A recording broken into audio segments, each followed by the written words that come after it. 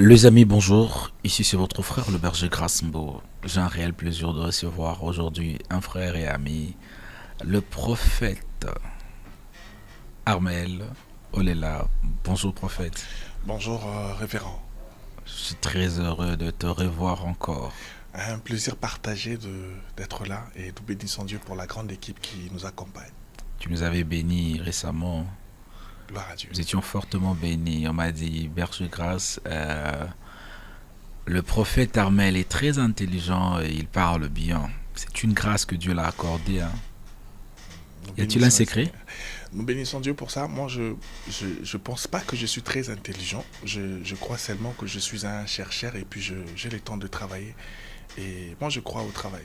Quand on travaille, on peut obtenir des résultats. Le problème n'est pas que vous croyez que vous êtes intelligent, parce qu'il y a des choses que vous ne pouvez pas voir. Il y a d'autres personnes qui peuvent voir plus que vous. Ah, gloire à Dieu. Notamment, vous ne voyez pas votre bouche peut-être plus que moi. Vous avez besoin d'un miroir pour regarder, mais moi Parfait, j'ai la facilité de voir. parfait. Ça veut dire c'est une grâce que le Seigneur vous a accordée et je bénis le Seigneur pour votre vie. Vous êtes une bénédiction pour cette génération. Merci. Vous êtes un homme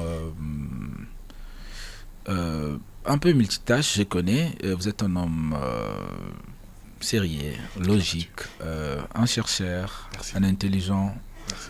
Et c'est pas aussi mauvais hein, d'avoir des hommes intelligents dans le royaume. Parce que plusieurs personnes négligent cet aspect de choses. Qu'est-ce que vous pouvez conseiller ou vous pouvez dire? Et je crois fermement, merci d'abord pour ces éloges, mais c'est un plaisir partagé parce que vous êtes un révolutionnaire.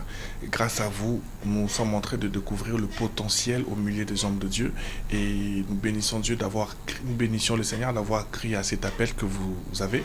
Et nous croyons que cet appel est en train de s'étendre. Et nous croyons que de gloire en gloire, le peuple de Dieu est édifié par votre page. Nous voyons comment les gens sont émerveillés de vous lire et de comprendre la pensée de Dieu derrière tout ce que vous faites. Vous utilisez les réseaux sociaux, pas pour faire du n'importe quoi, mais pour édifier. J'ai vu des gens se réveiller le matin, après avoir parlé à Dieu, ils veulent vous écouter, vous voir, qu'est-ce que vous avez publié. Et ma prière est levée de mon cœur que cette vision soit pérennisée. Et nous le croyons que celui qui a commencé avec vous, cette œuvre la rendra parfaite. Nous bénissons le Seigneur. Et pour répondre à votre question, nous croyons fermement que nous traversons une saison où l'Église doit prendre en charge les nations. Ça veut dire nous traversons une période où les enfants de Dieu doivent influencer à tous les niveaux. Et pour influencer, il ne suffit pas seulement de prier. Pour influencer, il faut apprendre, il faut comprendre, il faut travailler. La Bible déclare, si tu vois un homme habile à son travail, il aura la place du roi. Pour fréquenter certaines personnes, vous devez avoir certaines habilités ou certaines capacités. Et ces choses, on ne l'a pas seulement parlé en langue, il faut travailler. C'est pour cela que nous suscitons, nous encourageons les chrétiens, les enfants de Dieu, de se démarquer d'abord par le travail, ensuite dans le sérieux, dans le travail. Vous allez voir c'est comme un langage aujourd'hui, les chrétiens sont paresseux, ils font pas bien le business et ça réduit un peu la force de l'église. Nous voulons que notre église ou l'église de notre nation, quand on parle de chrétiens, on voit Christ. Je me dis, si Christ étudiait dans un auditoire, il serait le premier de la classe. Parce que dans la nature de Jésus, il n'y a pas d'échec. Et Christ lui-même, notre Seigneur, a travaillé auprès de son Père comme un menuisier pendant un moment. Et Paul qui a prêché l'évangile, il vendait des tentes. Ça veut dire nous croyons que l'Église doit avoir cette capacité d'entreprendre chacun dans son domaine. C'est un peu ça, papa. Est-ce que Jésus est une école? Oui, Christ est une école. C'est-à-dire? C'est-à-dire, Christ, sa vie et son ministère, c'est vraiment une école. Et plus vous regardez la vie du Seigneur, vous allez comprendre que il a travaillé, il a obtenu, pas par faciliter sa vie. Il devait faire 40 jours pour être impacté. La Bible dit, après 40 jours, le Saint-Esprit est venu. Ça veut dire, il était Dieu, mais là, il est temps de prier. La Bible dit, Jésus s'agonisa dans la prière. Lui qui était Dieu, il pouvait prier jusqu'au point où il a perdu connaissance, frère. Où on parle même que sa souillère s'est transformée au crément de sang, en Comment fait. le sang, oui. Pourquoi? Parce que il croyait à la prière. C'était une école. Il savait qu'il serait parti et il devait influencer ses disciples. Lui-même, il devait être un modèle dans la prière. Et vous allez voir, avant qu'il prie, avant même qu'il exerce les ministères, il est passé par quelqu'un. Une école de reconnaître l'onction ou l'autorité. Parce que Jean-Baptiste est la seule personne qui avait dans son église son propre Dieu. Dans l'église des gens, il y avait un disciple qui s'appelait Jésus, mais qui était dans la foule. Et Jésus, il savait, il avait la conscience qu'il était plus grand que Jean le Baptiste, mais il a accepté le processus. J'aimerais dire à un chrétien, vous pouvez avoir des choses, mais Dieu permet que vous puissiez passer par Jean le Baptiste. Et toute la vie du maître, vous allez voir, il n'y a que des leçons à tirer et la gloire est derrière cette vie-là. Waouh, nous bénissons le Seigneur. Par la grâce de Dieu, aujourd'hui, nous allons développer une merveilleuse thématique qui s'intitule horizontale, verticale. Qu'est-ce que vous voulez dire et qu'est-ce que vous voulez nous enseigner par cette merveilleuse thématique? Merci beaucoup, pasteur. Moi, je crois fermement que nous devons pousser notre manière de faire. Et j'étais en train de prier le Seigneur pendant un moment et le Seigneur m'avait inspiré ces livres-là que nous sommes en train de travailler pour les publier même dans 3 ans. Et le livre est intitulé Horizontal, Vertical. Pourquoi? Parce que j'étais en train de travailler la vie de Moïse et la vie de Jésus. Moïse a reçu de la part du Seigneur 10 commandements au moment où Pharaon lui a reçu 10 plaies. Tout dépend de ce que tu reçois de Dieu. Si tu es du côté de Moïse, tu reçois des commandements, mais si tu es notre adversaire, tu recevras des plaies. Et dans les 10 commandements, vous allez voir, il y a 2 parties. La première partie, on parle plus de la relation qu'un homme doit avoir avec Dieu. Tu respecteras les jours du Seigneur, tu respecteras le jour du sabbat, tu ne citeras pas le nom de Dieu en vain. C'est parmi les choses que les chrétiens ont oublié, que le nom de Dieu n'a pas, c'est un nom sacré. Vous n'êtes pas obligé, ou à l'époque, dans l'Ancien Testament, les gens n'étaient pas obligés de citer le nom de Dieu en vain, en fait, de profaner le nom de Dieu. C'était comme une insulte de citer vaguement le nom du Seigneur. Et je déplore aujourd'hui, quand vous allez voir une personne dans la maison, il voit une souris, Jésus, Seigneur, mais non, le nom de Dieu est sacré, en fait. Et Dieu a ordonné aux enfants d'Israël, même mon nom, il ne faut pas la citer comme ça, en fait. Et c'est la première partie de ce que Moïse avait reçu. La deuxième partie, c'était la relation qu'on devait avoir entre l'homme et son semblable. Et quand Jésus vient dans le Nouveau Testament, on lui repose la même question, on lui dit, Maître, quel est le plus grand commandement? Je bénis Dieu pour la personne qui a posé à Jésus cette question. Parce qu'il y avait 10 commandements, c'était beaucoup. Mais on pose la question à Jésus, quel est le plus grand commandement? Bien, mais j'aimerais dire à quelqu'un, il y a un plus grand commandement. Certes, il y a 10 commandements, mais il y a des commandements qui sont plus forts, plus importants que les autres. Et Christ, en tant que Seigneur lui-même, il dit, le plus grand commandement, il dit, tu aimeras ton Dieu de tout ton cœur. Et c'est la ligne horizontale. Tu aimeras ton Dieu de tout ton cœur, de toute ton âme et de toute ta pensée. J'aimerais dire à quelqu'un qui est en train de me suivre, c'est bien d'avoir une grande église, c'est bien d'être serviteur, c'est bien d'avoir la connaissance, ce n'est pas mal. Mais ce qui fait de toi enfant de Dieu, ta capacité ou la grandeur de ton ministère dépend de la relation que tu as avec Dieu. J'aimerais dire à quelqu'un, la vie chrétienne n'est pas forcément une religion, mais une relation. Parce que la religion a beaucoup de principes, mais la relation, et c'est l'intimité que nous devons avoir. Il dit le plus grand commandement, c'est tu aimeras ton Dieu de tout ton cœur. J'aimerais dire à quelqu'un, le problème, ce n'est pas d'aimer Dieu, mais le problème, c'est d'aimer Dieu de tout son cœur. Mais tu aimeras Dieu de toute ton âme. Il ne faut pas oublier l'âme, c'est là où résident les émotions, les sentiments et tout. Même à ces niveaux-là, vous devez toujours aimer Dieu. Même vos sentiments doivent tourner vers Dieu. Et n'oubliez pas, il ne s'est pas arrêté seulement à l'âme, il dit de toute la pensée. Pourquoi? Parce que ce qui détruit l'église aujourd'hui, c'est forcément la pensée. Bien aimé, il y a des gens, physiquement, ils n'insultent pas, mais dans sa pensée, ils torturent. Il y a des personnes comme ça, physiquement, il ne fait rien, il peut être calme, mais dans sa pensée, il peut détruire. C'est pour cela que la Bible dit, même Paul pouvait dire dans 1 Corinthiens 13, il dit, l'amour ne soupçonne pas. Il faisait allusion à la pensée. J'aimerais dire à quelqu'un, le plus grand commandement nous rapproche à notre pensée quand ta pensée peux aimer Dieu plus que tout, quand tu peux aimer Dieu au-delà de ton physique, au-delà de ton amour pour une femme, mais tu dois aimer Dieu de toute ta pensée. Est-ce que tu aimes Dieu de toute ta pensée? Arrête un peu de penser l'argent. Arrête un peu de penser fidèle. Arrête un peu de penser influence. Mais penses-tu, prends le temps de te rapprocher, de pousser ta pensée à l'amour que tu dois donner à Dieu. C'est le plus grand commandement. Mais il rajoute encore, sur les secondes, c'est tu aimeras ton prochain comme toi-même. Et ça donne la ligne verticale. J'aimerais mettre un équilibre en disant que dans les choses spirituelles, les chiffres sont très importants. Le chiffre 1, c'est le chiffre de Dieu. Mais le chiffre 2, c'est le chiffre de l'équilibre. Vous allez voir, il y a l'homme et la femme, le jour et la nuit. Vous allez voir, il y a beaucoup de choses comme ça que Dieu a voulu mettre de l'équilibre dans le chiffre 2. Et quand vous allez voir, quand il y a une relation avec Dieu, automatiquement, on devrait avoir une relation avec son semblable. Mais ce qui détruit ou ce qui fragilise l'Église aujourd'hui, nous avons détruit la relation avec Dieu. Et nous sommes en train de vouloir avoir une bonne relation avec les hommes, mais derrière cette relation aussi créer certains intérêts. J'aimerais dire à quelqu'un, à un enfant de Dieu, quand ta relation avec le Seigneur n'est pas correcte, ta relation avec les semblables n'a pas d'impact. Parce que l'impact de ta relation avec l'autre dépend de l'amour que tu as pour le Seigneur l'invisible. Tu dois aimer l'invisible plus que les visibles. Et là, ce n'est pas facile, papa.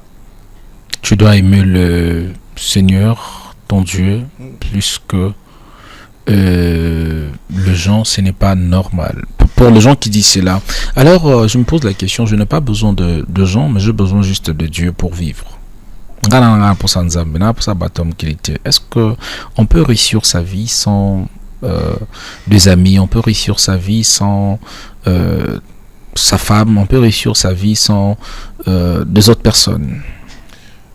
L'amour que nous avons pour Dieu engendre automatiquement l'amour pour les autres. Bien, mais quand tu t'attaches au Seigneur, il y a des choses que le Seigneur te donne automatiquement. Tu ne peux pas aimer Dieu et haïr l'autre. C'est impossible de voir quelqu'un qui aime Dieu haïr son semblable. C'est l'amour de Dieu qui va engendrer en toi l'amour pour les autres. Ouvre-toi, come on. C'est l'amour de Dieu automatiquement influence ta façon de faire par rapport aux autres. Quand vous constatez, ta chrétienté n'est pas définie sur base du moment le moment où tu passes dans la présence de Dieu. Ta chrétienté est définie le moment où tu es en dehors de la présence de Dieu. Parce que certains sont chrétiens parce que pendant le moment où ils sont en train de prier. Mais pour juger un chrétien, ce n'est pas parce qu'il est en train de prier, mais comment il vit en dehors de la prière. Tu ne peux pas être efficace avec Dieu et voler ta femme. Tu ne peux pas être efficace avec Dieu et haïr le voisin. Tu ne peux pas être efficace avec Dieu et critiquer les autres. C'est déplorable de voir aujourd'hui, au lieu d'aider nos semblables, nous sommes en train de détruire. Si j'ai fait allusion à Caïn qui a laissé les serpents tranquilles, il a pris un couteau. Moi, je pensais que Caïn pouvait dire à Abel, allons voir les serpents qui a séduit notre mère. Mais Caïn a laissé les serpents, il a pris un couteau, il a tué son propre frère. J'aimerais dire à quelqu'un, c'est bien de crier que je suis chrétien, mais c'est mieux de le démontrer par la capacité. Tu dois aimer les autres. Même la Bible dit, tu dois aimer même tes ennemis. L'amour de Dieu te donnera même la capacité d'avoir une place pour tes ennemis. C'est pas facile, hein? C'est le temps où l'Église doit susciter l'amour, en fait, papa. C'est le temps où l'Église doit prêcher. Mais la bonne prédication que nous devons transmettre aux gens, c'est la capacité d'aimer. Un jour, Christ m'a impressionné pendant qu'il était à la croix. Il a dit, Père, pardonne leurs péchés. J'ai posé la question à Jésus. Pourquoi tu n'attends même pas de descendre de la croix avant de pardonner leurs péchés? Il m'a dit, Armel, pendant que je souffre, mon amour est sincère pour eux. Bien aimé, c'est Christ, pendant qu'il était à la croix, il a demandé pardon ou il a plaidé pour les gens qui l'ont offensé. Parce que même la personne qui avait cloué Jésus, Jésus était mort pour elle. Même la personne qui était en train d'enfoncer le clou, Jésus était passé à la croix pour cette personne. Et Christ, pendant qu'il souffrait, il a demandé pardon pour les autres. Mais aujourd'hui, quand tu as un petit souci avec un pasteur, il est prêt même de passer à la télé pour te détruire. Je ne sais pas comment ça se passe, moi qui aime Dieu ou toi qui aimes Dieu, mais tu as la capacité d'accuser quelqu'un qu'il aille même en prison. L'amour que nous avons pour Dieu doit nous donner la capacité de pardonner même nos adversaires. Je prie et je déclare que l'horizontal et le vertical soient les reflets de la chrétienté aujourd'hui. Amen. Je prie que Dieu suscite l'amour, l'amour qui n'en vit pas, l'amour qui ne soupçonne pas, bien aimé. Aujourd'hui, on a du mal à manger avec les chrétiens parce que tu te dis, on peut m'empoisonner. Comment tu peux employer les mots poison au milieu des enfants de Dieu? Parce qu'aujourd'hui, au milieu des enfants de Dieu, il y a tout sauf Dieu. Mais il faut aussi savoir, l'onction n'est pas le caractère. On peut avoir l'onction, on peut prier, mais avoir un mauvais caractère. On peut avoir l'onction, on peut prier et être colérique. On peut avoir l'onction et prier, peut-être tu n'entres pas en Cana, non parce que tu n'es pas un vrai prophète, non parce que tu n'as pas l'onction de Dieu, mais c'est parce qu'il y a une chose en toi. Mais je me pose aussi la question, y a-t-il un problème de caractère ou quoi? Quelqu'un a dit, dis-moi qui tu fréquentes, je te dirai qui tu es. Si un être humain peut t'influencer, combien plus fort Dieu? Je pense et je crois c'est possible au début de ta foi que tu puisses avoir le même symptôme. Mais après 5 ans, après 10 ans avec le Seigneur, automatiquement tu dois être comme lui. Après 3 ans de ministère, on a dit à Pierre, tu étais avec ce monsieur parce que tu parles comme lui. La première des choses, on a dit, il parle comme lui. Bien, mais un enfant de Dieu parle comme Dieu. La deuxième des choses, on lui a dit, tu marches comme lui. Parce qu'un enfant de Dieu, même sa marche, doit refléter Christ. Elle me dit, dans son palais, tout s'écrit gloire. Dans ta vie, tout doit crier la gloire de Dieu. On doit voir Dieu même par ta façon de se taire. Si réellement nous sommes enfants de Dieu, on doit parler comme lui. On doit pardonner comme lui. Si Christ est notre modèle, pourquoi il y a des hommes de Dieu qui vont en justice? J'ai pris et je déclare, on doit revoir notre conversion. Pourquoi? Parce que le résumé même de la Bible, c'est l'amour. Il a laissé son Père, il est venu sur terre, il s'est humilié pour sauver son peuple. Regardons actuellement les hommes de Dieu et le bon prédicateur, je peux dire, c'est qu'ils nous prêchent et regardons leur vie, on se pose des questions. Peut-être ils ont une très bonne alliance avec Dieu, mon frère, mais leur manière de se comporter, peut-être Dieu n'a pas pris le temps de les briser, Dieu n'a pas pris le temps de faire beaucoup de choses, ou c'est un problème de caractère, ou c'est un problème spirituel, ou peut-être je peux dire que c'est Satan, peut-être qui est en train d'influencer leur vie, ou comment? Pasteur, nous sommes infiltrés actuellement. En fait. L'église est infiltrée. Pourquoi? Parce que le diable est en train de travailler à l'église. C'est-à-dire? Le diable est en train d'opérer à l'église. Parce que certains symptômes que dégage le chrétien, certaines maladies que les chrétiens sont en train de dégager, nous sentons les doigts du diable derrière. Un jour, Dieu a dit à Saül, il dit, lorsque tu étais rien à mes propres yeux, n'ai-je pas fait de toi roi en Israël? Lorsque tu étais rien à mes propres yeux. Bien, mais quand automatiquement un enfant de Dieu, parmi les valeurs qu'un enfant de Dieu doit dégager, c'est l'humilité. Parmi les symptômes pour reconnaître que celui-ci c'est un serviteur de Dieu, parce que nous ne sommes pas maîtres, nous sommes serviteurs. En hébreu, doulos, qui signifie même esclave en fait. Nous sommes esclaves de Dieu. Parce que nous sommes esclaves, notre nature c'est l'humilité. Mais quand vous voyez un prédicateur qui a aimé Dieu de tout son cœur, mais qui a du mal à s'humilier au moment où Christ lui-même a nettoyé les pieds de ses disciples. C'est le vrai problème aujourd'hui. Prêcher la parole, c'est bien. Avoir une très grande église, c'est parfait. Mais vous allez voir que l'église de Laodicée était une église riche, une église bénie, une église où il y avait un grand parking, il y avait beaucoup de monde. Mais le jour où l'Éternel appelle Jean, il dit, Jean, prends les stylos, écris. Mais n'écris pas à l'église de Laodicée. Non, non, non. Écris au berger, au responsable, à l'ange de l'église de Laodicée. Ne dis pas, je connais vos œuvres. Non. Il dit, je connais tes œuvres. C'est l'église qui s'est méconduite, mais Dieu s'adresse à une personne, l'ange de l'église. J'aimerais parler à un ange de l'église. Certaines personnes iront en enfer parce que toi, tu les as désorientés. Très encore homme de Dieu. Parlons un peu de l'église de Laodicée. Oui, papa. L'église de Laodicée avait 3 maladies. C'était une église avec une église nue et pauvre. Mais, mais ce qui m'étonne, il dit bien que tu sois riche, moi je te vois pour pauvre. Pasteur. Bien que tu sois riche. Non. J'ai envie de bénir quelqu'un. Ouais, avance. Par rapport à ça, en fait, j'ai envie de bénir quelqu'un. La ville de Laodicée était une ville riche parce que c'était une ville attachée à la médecine et attachée au textile. Ça veut dire que c'était une ville où on fabriquait des tissus. Laodicée. C'était une ville commerciale. Il y avait beaucoup de transactions. Et l'église a commencé dans cette ville-là. Le pasteur a commencé, mais tellement que c'était une ville où il y avait beaucoup de banques, les hommes d'affaires sont venus prier. Et l'église a grandi, le pasteur est devenu riche, il y a un parking des chameaux, il y a beaucoup de monde. Et le pasteur, physiquement, il était riche. Parce que l'église du temps de la fin sera riche physiquement. Vous allez voir aujourd'hui, il y a des grandes églises qui se construisent à Kinshasa. Partout dans le monde, il y a même des églises à 100 000 membres. Oui, c'est l'église de Laodicée. L'église du temps de la fin, physiquement, elle sera riche. Mais en réalité, dans l'homme, ce n'est pas le physique. En réalité, dans l'homme, c'est l'esprit. Mais le vrai problème, la vraie richesse que l'église de Laodicée manquait, hormis la richesse physique que l'église avait, c'est Jésus. C'est possible d'être riche physiquement, mais de manquer la vraie richesse qui est Christ. L'église était en train de grandir parce que Laodicée avait des transactions, il y avait des textiles, les gens s'habillaient bien. Mais quand Christ est venu, a constaté que l'influence de la ville a détruit la vie de l'église. L'influence de l'église a atténué un peu l'impact de Dieu dans la ville. Et quand Dieu demande à Jean d'écrire, il dit, écrit à l'ange de l'église de Laodicée, il dit, je connais tes œuvres, je sais que tu n'es ni chaud ni bouillant. Mais avant de parler de Laodicée, j'aimerais dire, Jean a écrit 7 lettres. 7 lettres, mais parmi les 7 lettres, il y a 3 groupes d'églises. Le premier groupe, il y a l'église de Smyrne, de Philadelphie, Philadelphie, Thyatire, Pergame et Éphèse.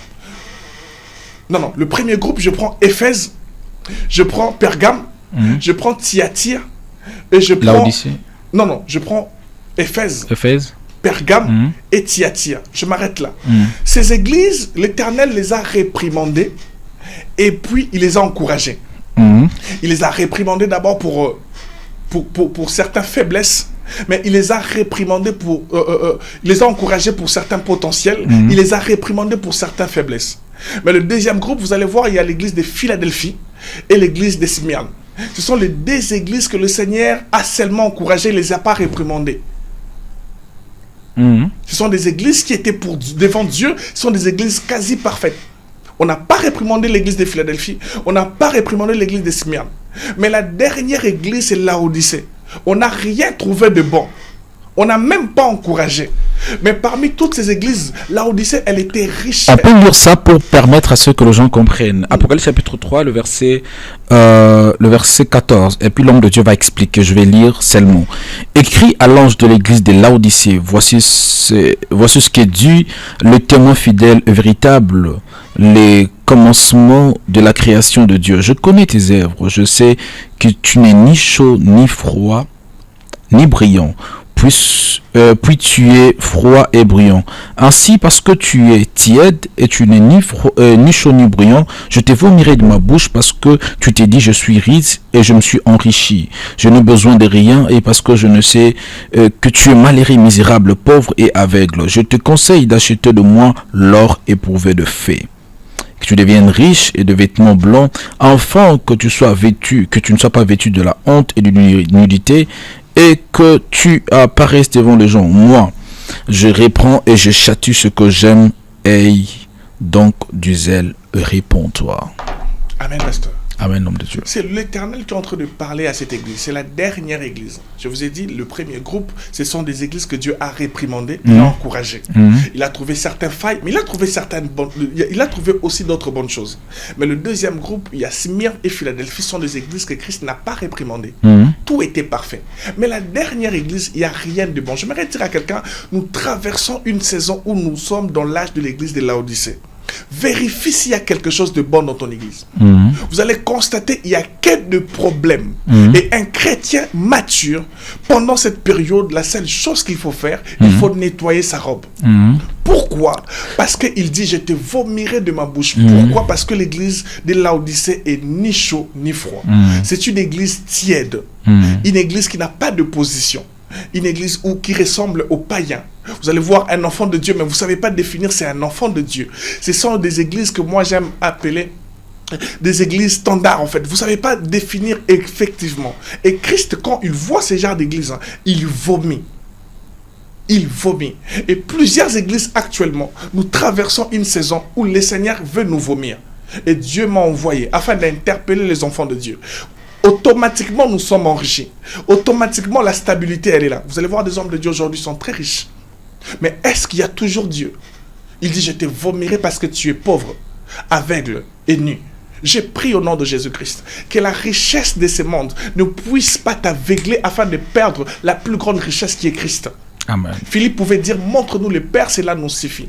C'est pour cela que je suis en train de dire dans le texte que nous avons, dans la thématique que nous sommes en train d'exploiter, c'est horizontal, vertical. Tu aimeras ton Dieu de tout ton cœur. Où sont les personnes qui sont prêtes à mourir pour Christ? Les personnes qui sont prêtes à prendre des grandes décisions pour l'évangile.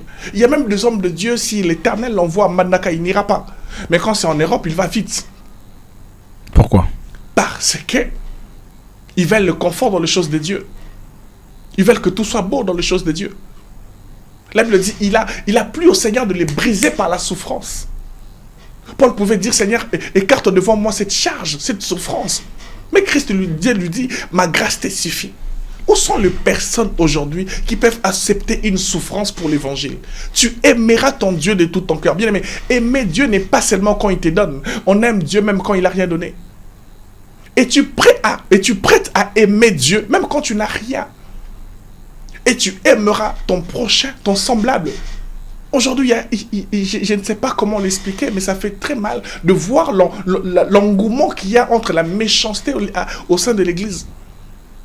J'étais en train de dire, l'Église n'est pas un cimetière qu'on doit enterrer les gens. Mais c'est un centre de santé où on doit aider les autres qui sont malades de se relever. Vertical et horizontal. Horizontal d'abord, ensuite les verticales. Tu aimeras ton Dieu de tout ton cœur, ton prochain comme toi-même. Les résumés de la vie chrétienne. Dieu d'abord. Même si je suis millionnaire, Dieu d'abord. Même si j'aime mes enfants, Dieu d'abord. Tu aimeras ton Dieu de tout ton cœur. L'église d'Éphèse, l'Éternel dit, tu as abandonné ton premier amour. Bien aimé, Dieu aime l'exclusivité. Le problème, ce n'est pas d'aimer Dieu, mais aimes-tu Dieu comme au début? C'est ça la grande question qu'on doit se poser. Il a posé une question à Pierre pendant 3 fois. Il dit, Pierre, m'aimes-tu? Jean 21. Je rectifie. Il n'a même pas dit Pierre, il a dit Simon, Simon, m'aimes-tu? Parce que Simon signifie roseau, quelque chose d'instable, c'est qui bouge. Il dit m'aimes-tu? Et Simon, quand Christ te pose une question, ne répond pas. Parce qu'il a la réponse. Et Simon dit oui, je t'aime. Christ repose encore la question, m'aimes-tu? Il a posé 3 fois. Parce que pour moi, les chiffres 3, c'est des chiffres de la perfection. Il dit, paie mes brebis. L'amour que tu as pour moi, c'est défini par la capacité de gérer mes brebis. Il n'a pas dit paie tes brebis, il dit paie mes brebis. J'aimerais dire à un pasteur, les brebis sont les brebis du Seigneur. Même si tu as 5000 membres, ce ne sont pas tes membres. Ce sont les membres du Seigneur. Je suis étonné, un homme de Dieu dit dans mon église, non, c'est l'église du Seigneur. Il dit, prends soin de mes brebis. C'est juste une manière de dire. Non, d'autres, c'est pas une manière de dire, c'est de l'orgueil. Bien, mais Dieu peut agir sans nous. Il dit, si ces hommes ne chantent pas, même des pierres peuvent chanter. Dieu n'a pas besoin de nous. Il a besoin de nous. C'est nous qui avons besoin de Dieu. Dieu aussi a besoin de nous. Non. Bah, il peut vivre sans nous. Il peut être Dieu sans nous, mais il a besoin de nous. La preuve que les gens meurent, Dieu demeure. L'homme meurt, Dieu demeure. Il a aussi besoin de nous. Non, frère. L'homme de Dieu, Armel Olela, les hommes de Dieu ou les enfants de Dieu peuvent retenir quoi par cette merveilleuse thématique? Un jour, j'étais en train de réfléchir. Il pleuvait tellement chez nous, mais j'étais dans la maison, je n'étais pas mouillé. Je me suis posé la question, pourquoi je ne suis pas mouillé? Je me suis rendu compte que je ne me suis pas mouillé parce que le toit de la maison était mouillé à ma place. Et c'est là que je comprends que si aujourd'hui nous sommes là, c'est parce que Christ a pris notre place. Il s'est mouillé à notre place. Je me suis posé la deuxième question. Moi, quand j'ai un problème, je parle à Dieu. Mais Dieu, quand il a un problème, parle à qui?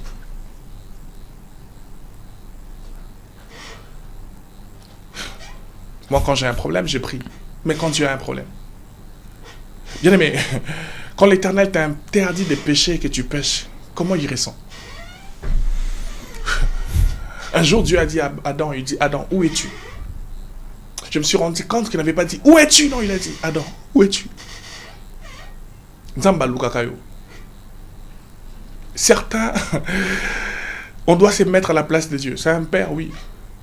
Mais dans Matthieu, dans Genèse 1, il a créé le monde. Dans Genèse 5, il s'est répandu. Il a dit l'Éternel s'est répandu d'avoir créé Genèse l'homme. chapitre 6. 6. 5, 6, il a dit l'Éternel s'est répandu d'avoir créé l'homme. C'est comme si l'homme avait surpris Dieu. Et avec Noé, il dit le cœur de l'homme est mauvais. Bien aimé, mets-toi à la place de Dieu, ce créateur qui t'a créé à son image pour le servir. Est-ce qu'il est fier de nous? Est-ce qu'il est fier de toi?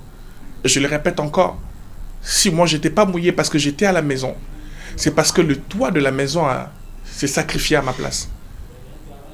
Quand j'ai un problème, moi j'ai pris Dieu. Mais quand moi je n'écoute pas, quand Dieu m'interdit de faire quelque chose et que j'ai désobéi, Dieu parle à qui? Un jour Dieu a parlé à Moïse, il a dit ces peuples je vais les écraser. Moïse a dit non Dieu, tu les as libérés de l'Égypte, si tu les écrases aujourd'hui. Pourquoi Dieu peut parler ainsi? Parce que Dieu a mal. J'ai compris qu'il y a un Dieu, mais Dieu a mal. Souvent certaines choses que nous faisons, bien aimé, ça fait très mal à Dieu. Quand une personne comme Salomon, que Dieu a donné la richesse et la sagesse, peut construire des temples pour Moloch, Dieu a très mal. Quand certaines personnes, oh my God, que Dieu a ramassé de la poussière, et ces personnes, après une forte élévation, se méconduisent, Dieu a très mal. Je prie et je déclare comme un roi de Dieu. Arrêtons de faire semblant. La vie chrétienne consiste à deux choses. Tu aimeras ton Dieu de tout ton cœur, ton prochain comme toi-même. Apprenons à aimer Dieu. Apprenons à aimer nos semblables. Alléluia.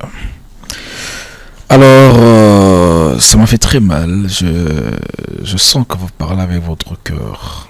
Et je crois que quelqu'un a écouté ce que le Seigneur a déposé dans ta bouche. Nous bénissons le Seigneur pour cette merveilleuse parole. Prophète Armel Olela face à la caméra. Est-ce que vous pouvez me regarder bien, prophète? Vous savez, cette partie est intitulée Pasteur en danger. Prophète en danger aujourd'hui. Prophète. Que je m'aide. Et prophète. Tu vois comment c'est difficile. C'est très difficile, mais je crois que Dieu va vous faire grâce. Prophète. Lundi, mardi, mercredi, jeudi, vendredi, samedi, dimanche. Vous dites quoi? Lundi, c'est la Lune. Mardi, c'est la planète Mars. Mercredi, Mercure. Jeudi, Jupiter. Vendredi, Vénus. Samedi, Saturne. Et dimanche, les jours du Seigneur. Ça veut dire quoi? Ça veut dire que tout ce que nous voyons ont des codes. En fait, le monde a été créé par Dieu. My God, je bénis Dieu pour ce que je vais dire. Adam avait tout nommé, mais Salomon avait tout expliqué. Adam, c'est la dimension de la nomenclature, mais Salomon, c'est l'explication. Bien aimé, il y a des choses que nous vivons, mais il y a d'autres qui ont commencé, en fait. Le monde a été codé. Il y a eu des rois qui ont imposé des choses sur terre que nous sommes en train de consommer. Est-ce que vous savez que le mois de juillet était le 7e mois et le mois d'août, le mois de juillet était le 7e mois, le mois de septembre, c'était le 9e mois, le mois de décembre était le 10e mois. À un moment, apparaît un roi qui a rajouté janvier et février. Aujourd'hui, on a 12 mois de l'année. Est-ce que vous le saviez?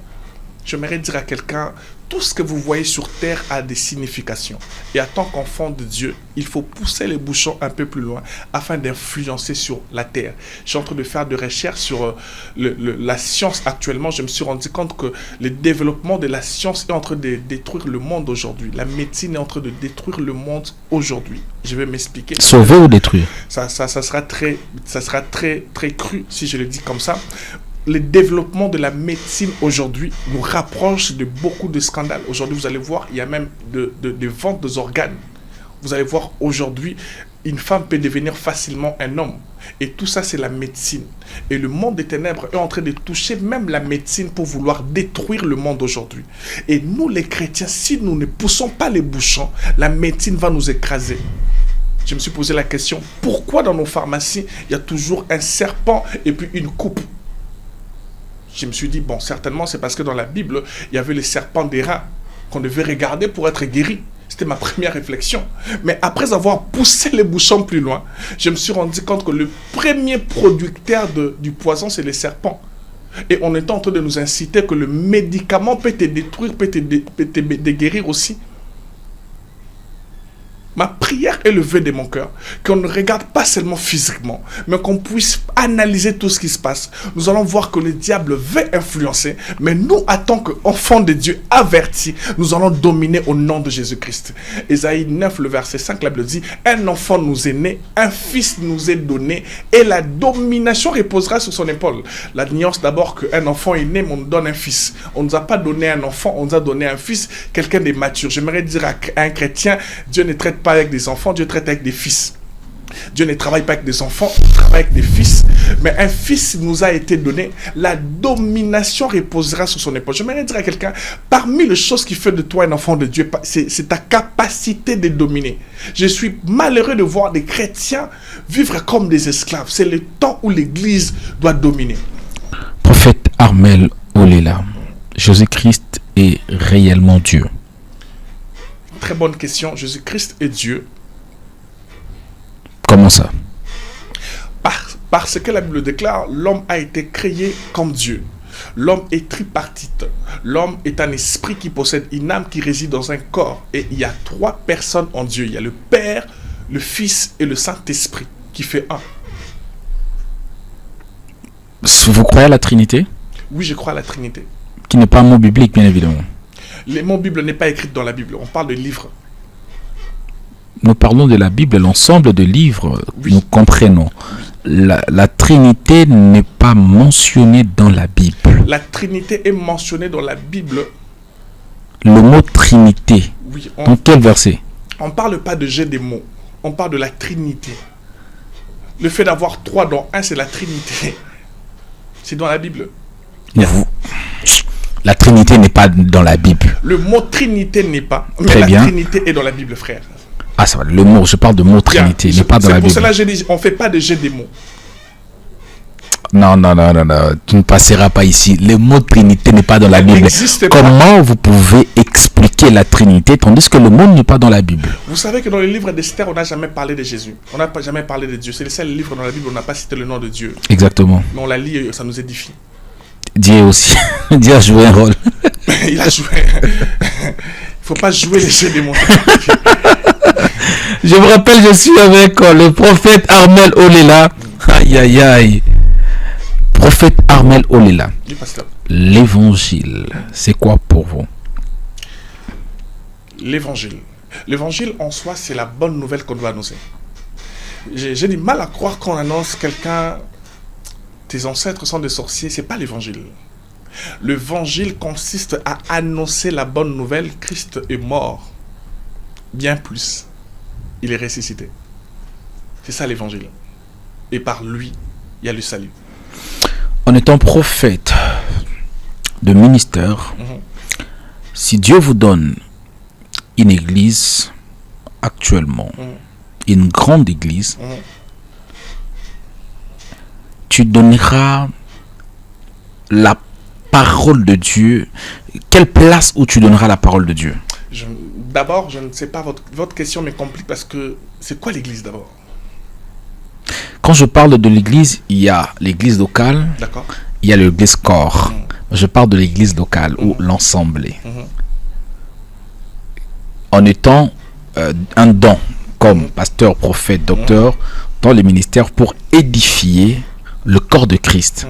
Si Dieu vous place dans une église, ensemble local, je peux dire, quelle sera la place de la parole de Dieu? C'est une très bonne question. Je m'aimerais dire, ma prière actuellement, je demande à Dieu qu'une seule chose, que sa parole puisse avoir des effets en fait. Bien aimé, prêcher c'est mieux, mais quand une parole est accompagnée avec une puissance, ça met fin en contestation. Aujourd'hui, tout le monde prêche. On prêche partout. À tout moment, même sur les réseaux sociaux, il y a des gens qui racontent, il y a des gens qui prêchent, oui. Mais nous ne vivons pas l'effet de cette prédication. Pourquoi? Derrière cette prédication, il y a quelque chose qui nous manque aujourd'hui. C'est la puissance. La Bible dit ceci. Car c'est à toi qu'appartiennent les règnes, la puissance et la gloire. Bien, mais quand l'Éternel nous remplit de sa puissance, une petite parole peut toucher 1000 personnes. J'ai pris et je déclare au-delà de la parole de Dieu, qu'un revêtement soit un revêtement spirituel soit notre apanage au nom de Jésus-Christ. Prophète Armel Olela, la dernière question pour clôturer. Est-ce qu'on peut ouvrir la Bible sans prêcher l'évangile? Oui. C'est-à-dire? Parce que l'évangile, c'est le Nouveau Testament d'abord. L'Ancien Testament, c'est l'histoire. C'est une préfiguration. Certes, il y a des choses qui nous aident, mais ce n'est pas tout ce qui est écrit dans la Bible qui peut t'aider, non. Cantique des Cantiques peut édifier certaines personnes, mais moi, ça m'édifie peu. Chronique peut vous édifier, mais moi, Chronique, je ne comprends rien. Mais elle fait partie de la Bible parce que c'est l'histoire. Mais quand on parle de l'évangile, c'est quand on parle de Christ, frère. Quand on parle de Jésus-Christ mort, mais j'insiste, bien plus ressuscité. Les amis, je n'ai pas de commentaires à faire. Je pense que le prophète a expliqué de manière claire et lucide la pensée du Seigneur. Nous étions fortement bénis et honorés de recevoir ces brillants prédicateurs de l'évangile à la personne du prophète Armel Olela. C'est un réel plaisir pour moi de partager cette merveilleuse pensée avec mon frère le prophète. Je t'ai béni avant que vous soyez bénis.